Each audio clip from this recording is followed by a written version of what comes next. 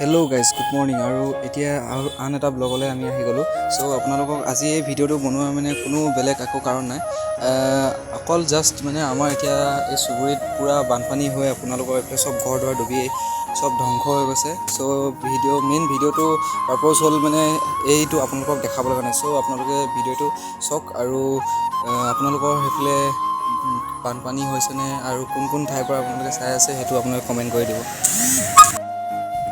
আজিৰ এই ভিডিঅ'টো বনোৱা মূল কাৰণ হৈছে আমাৰ চুবুৰীৰ বহুতকেইটা পৰিয়াল আপোনাৰ পানীৰ মাজত ঘৰ ডুবি মেলি বহুতখিনি ধ্বংস হৈ গৈছে।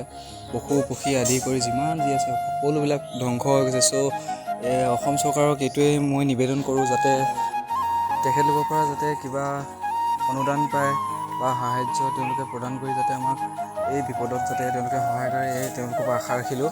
আৰু আজিৰ ভিডিঅ'টো ইমানখিনি আছিলে আৰু আপোনালোকে যিমান পাৰে এই ভিডিঅ'টো শ্বেয়াৰ কৰক যাতে অসমৰ গোটেই চুকে কোণে গম পায়, তেওঁলোকে যাতে আমাক অলপ সাহাৰ্য দি সহায় কৰে।